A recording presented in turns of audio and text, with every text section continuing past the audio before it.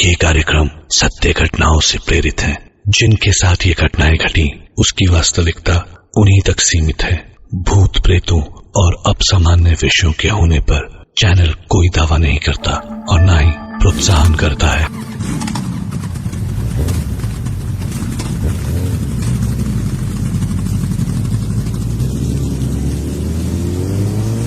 पांच दोस्त, स्कूल के जमाने से खुद को शार्क ग्रुप कहने वाले सोबती, हिमांशु, अंकुर, ऋषि और कोहली बाइक पे सुंदरबन घूमने निकले। कहते हैं कि दोस्त साथ हो तो रास्ते कितने लंबे हैं पता नहीं चलता। पांचों दोस्त बड़ी स्पीड में बाइक चलाए चले जा रहे थे कि तभी एक आवाज हुई। सोबती की बाइक का टायर पंचर हो गया था। बाकी सब आगे निकल गए। काफी आगे जाके ऋषि ने पीछे देखा, सोबती नहीं था तो सबको रोका। कुछ 15 मिनट तक इंतजार करते रहे लेकिन सोबती आया नहीं। सबने बाइक स्टार्ट की और वापस सोबती की तलाश में पीछे की ओर निकले। तकरीबन 8-9 किलोमीटर पीछे गए तो सोबती की बाइक सड़क के किनारे पड़ी हुई दिखी। टायर पंचर था और सोबती आसपास कहीं नहीं था। पतली सी उस सड़क के दोनों तरफ कुछ नहीं, सिर्फ जंगल सा था लेकिन बहुत घना नहीं था। बाइक के पास ही तकरीबन 20 कदम की दूरी पर एक मिट्टी का छोटा सा कमरे जैसा एक घर बना हुआ था। गिरी हुई बाइक और सोबती का कोई नामो निशान ना देख के अंकुर ने फोन मिलाया। सोबती का फोन बजा लेकिन अंकुर को अपने फोन पे होती रिंग के साथ साथ कहीं सोबती का फोन भी बजता हुआ सुनाई दे रहा था। सबने इधर उधर देखना शुरू किया तो आखिरकार हिमांशु को थोड़ा ध्यान लगाने पे सुनाई दिया कि फोन उसी मिट्टी के कमरे के अंदर बज रहा है। तंतराते हुए चारों दोस्त उसके अंदर घुसे तो देखा कमरे के अंदर सामने जमीन पे सोबती आराम से सो रहा था। उसे जगाया तो सोबती ने उठ के आंखें मलते हुए कहा, ओह, मैकेनिक अभी तक नहीं आया।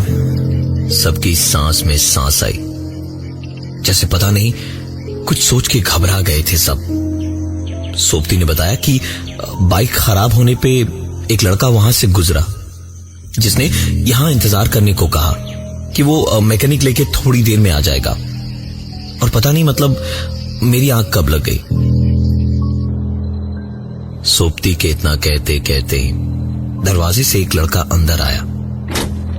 पता चला कि ये वही लड़का था। उसने बाइक ठीक करनी शुरू की और घिरता हुआ अंधेरा देख के कहा, दादा आप लोग जल्दी निकल जाओ, अंधेरा हो गया है, उसके बाद कोई फेरी नहीं मिलेगी आपको। बात भी सही थी उसकी। सुंदरबन में अंधेरा घिरने के बाद ऐसे फेरी वगैरह पे जाना मना है, लेकिन जब पांचों दोस्त साथ में हो तो फिर क्या टेंशन। हंस के उड़ा दी उन्होंने उसकी बात और बाइक ठीक होने पे पांचों वापस निकल पड़े आगे। अंधेरा घेर चुका था, फेरीज सचमुच जा चुकी थी और कुछ जो वहां थी जाने को तैयार नहीं थी। सबने साफ साफ मना कर दिया जाने से। पांचों ने सोचा कि वहीं कैंप किया जाए रात को कि तभी एक आवाज आई, ये सुंदरबन है बाबू लोग, यहाँ सब मिलेगा। चलो मैं छोड़ देता हूँ, बिल्कुल सही जगह लेके पहुंचूंगा। आप वही है ना, वही पिछली बार जो आए थे, हिमांशु, कोहली, ऐसा ही कुछ नाम था ना आपका। नजर घुमा के देखा तो पेड़ के नीचे एक आदमी बैठा बोल रहा था। बीड़ी का धुआं छटा तो उसका चेहरा दिखा। गाल धसे हुए, आंखें भी धसी हुई और चेहरे पर मुस्कुराहट। उसने पैसे थोड़े ज्यादा मांगे और बताया कि दूसरे रास्ते से ले जाएगा। उन्होंने उसके साथ उस जगह से निकल जाना ही बेहतर समझा। बोट पे नीचे बाइक रख के पांचों बोट के ऊपर चढ़ गए। अंकुर बाइक के सामने बैठा हुआ था। कुछ देर में बोट वाले का हेल्पर वहां आया और अंकुर को देख के पूछा, आप यहां क्या कर रहे हैं? अंकुर कुछ बोलने को उठा और उस तरफ पलटा तो देखा वहां कोई नहीं था। अंकुर से उस आदमी ने फिर पूछा, आप यहां क्या कर रहे हैं? इस बार आवाज उसके ठीक पीछे से आ रही थी।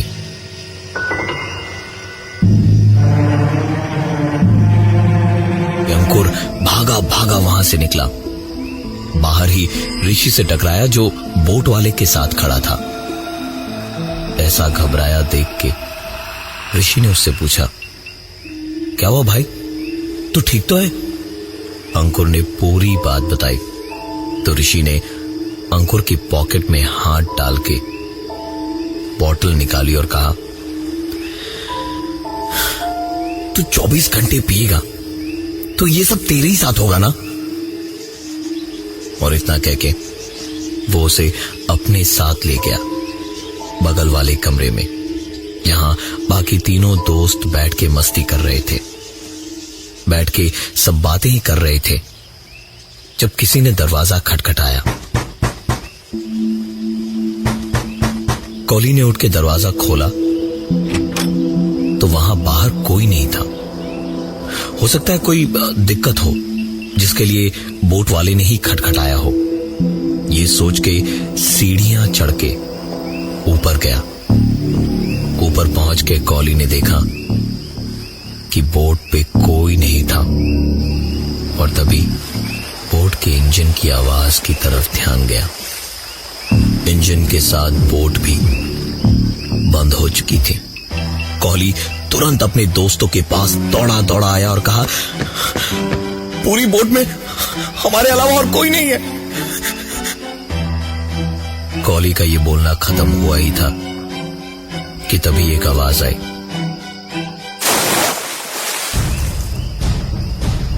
कॉली भाग के उस आवाज की तरफ पहुंचा तो देखा बोट वाला आदमी बाथरूम से हाथ पहुंचता हुआ बाहर आ रहा था। कॉली ने उससे पूछा, तुम्हारा पार्टनर कहां गया जो अभी नीचे ही था थोड़ी देर पहले?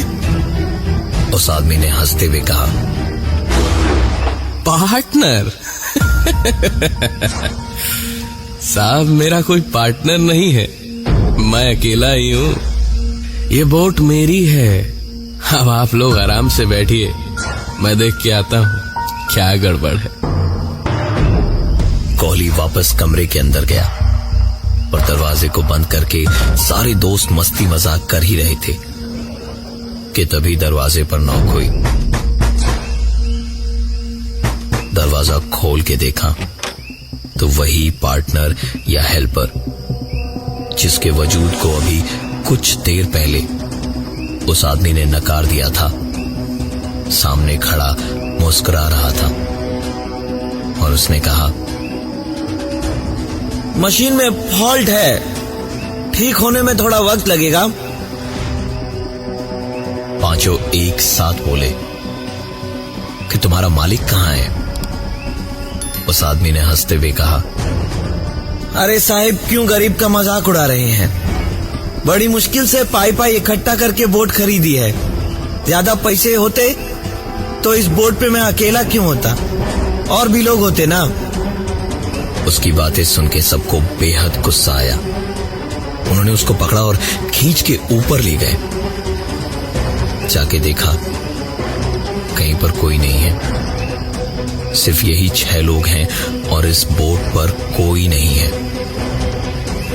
सब कुछ देखने के बाद उस आदमी ने कहा, आप सबने बहुत पी ली है, आराम कीजिए, मैं बोट संभालता हूं। वापस आने के बाद 3 दोस्त सोबती, हिमांशु और अंकुर एक कमरे के अंदर बैठे और 2 एक कमरे में जहां ऋषि और कोहली बैठे थे।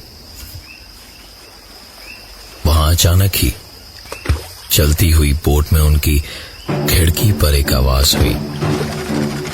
ध्यान से सुना तो ऐसा लगा जैसे कोई पानी में हाथ पैर मारता हुआ खिड़की पे खटखटा रहा हो। ऋषि खिड़की को खोलने ही जा रहा था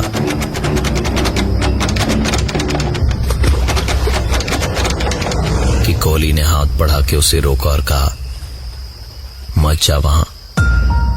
दोनों चुपचाप बैठे ही थे कि जब फिर से एक बार इंजन स्टार्ट होने की आवाज आई। इंजन के स्टार्ट होते ही बोट फिर एक बार चल पड़ी। बोट जैसे जैसे आगे बढ़ी, खिड़की से पांचों दोस्तों ने बाहर देखा।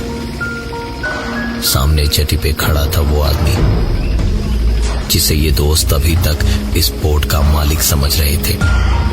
वो हाथ फहराता हुआ वहीं से कह रहा था, जाओ जाओ, आराम से जाओ, एकदम सही जगह पहुंच जाओगे तुम लोग।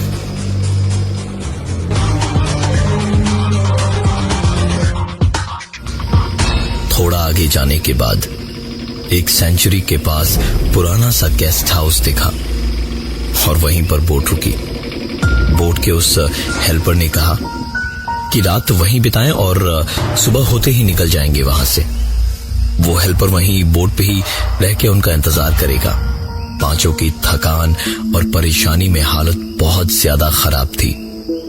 उन्होंने 2 कमरे लिए, एक में सोपती, हिमांशु और अंकुर रुके और दूसरे में ऋषि और कोहली। रात का वक्त था। जंगल के सन्नाटे में रह रह के जानवरों की आवाजें बहुत तेज आ रही थी। किसी तरह सोपती, हिमांशु और अंकुर सोए।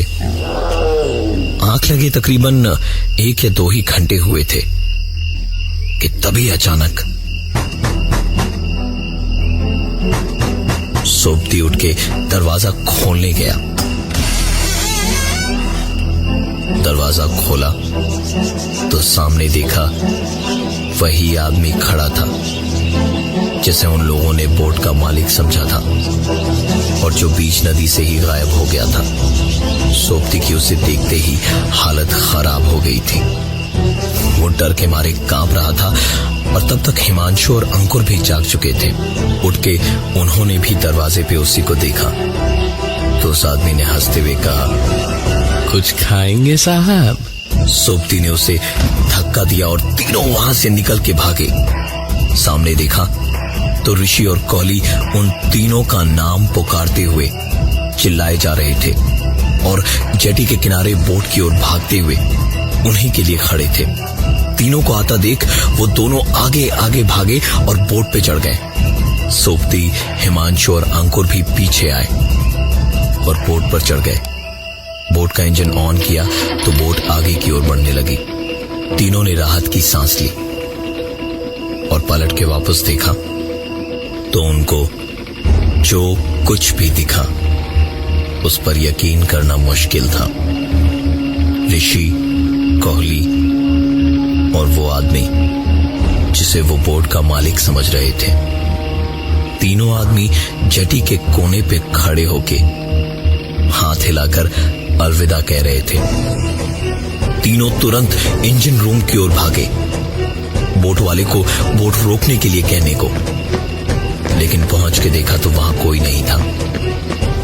तीनों वापस बोट के ऊपर आए लेकिन वहां भी कोई नहीं था। इतने में सोपती ने कहा, तुम लोग यहीं रुको, मैं बोट रोकने की कोशिश करता हूं। और वो इतना कह के इंजन रूम में चला गया। इंजन रूम में 50 बटन, कुछ लीवर देख के सोपती को कुछ समझ नहीं आ रहा था। तभी बाहर से उसे कुछ जोर की आवाजें सुनाई दी।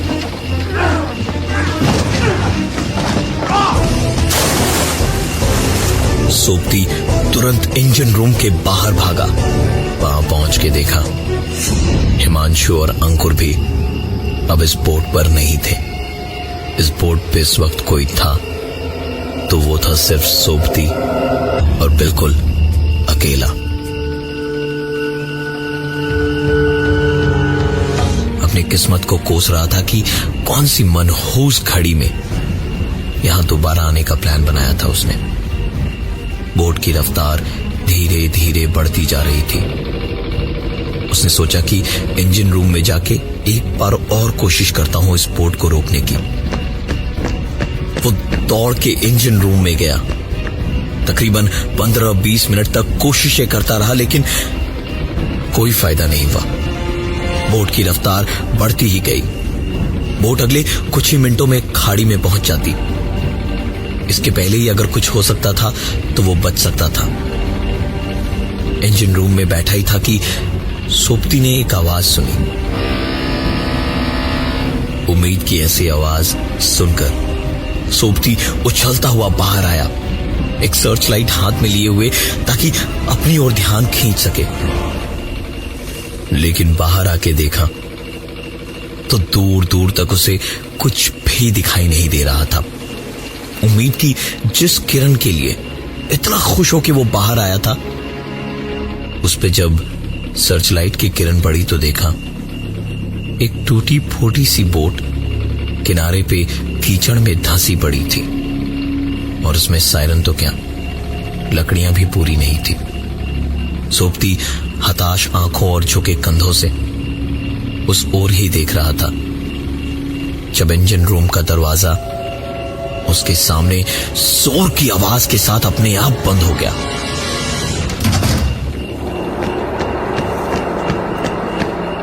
सोप्ती तुरंत भागा और जोर जोर से दरवाजे पर मारने लगा।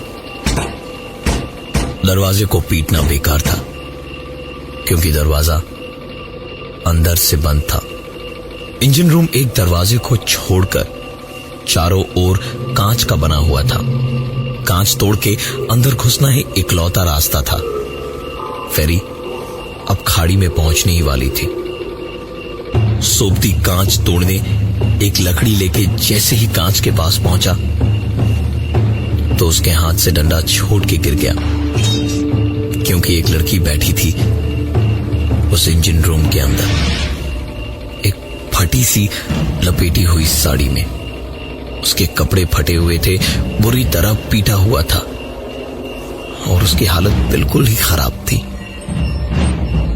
सोप्ती को अब समझ आया कि ये सब क्या हो रहा था। कुछ साल पहले जब पांचों दोस्त सुंदरबन पहली बार घूमने आए थे तो जंगल में घूमने निकले थे। वहां एक सुनसान सी जगह पे यही लड़की उन्हें दिखाई दी थी। यहां उन्हें कोई नहीं जानता था और दूर दूर तक आसपास कोई नहीं था। दूर दूर तक किसी को पता नहीं चलता कि क्या हुआ था वहां। इसलिए उन पांचों ने मिलकर उस लड़की और उस हालात का गलत फायदा उठाया था।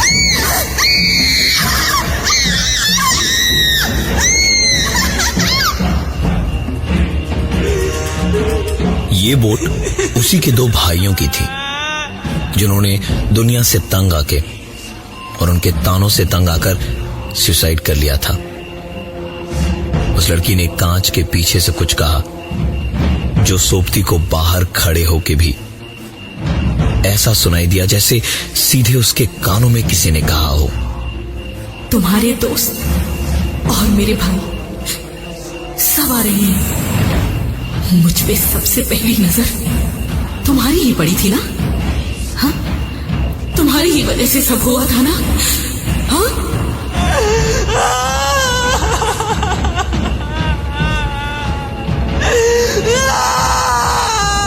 बोट अब खाड़ी में काफी आगे आ गई थी कि तभी अचानक बोट रुक गई और कुछ आवाजें आने लगी।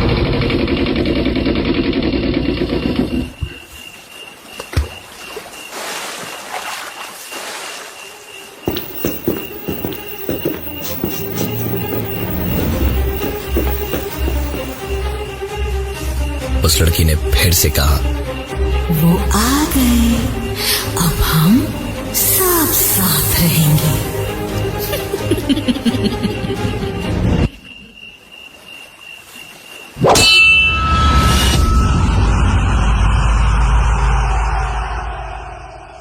इंसान को उसके पापों की सजा इसी जन्म में मिलती है।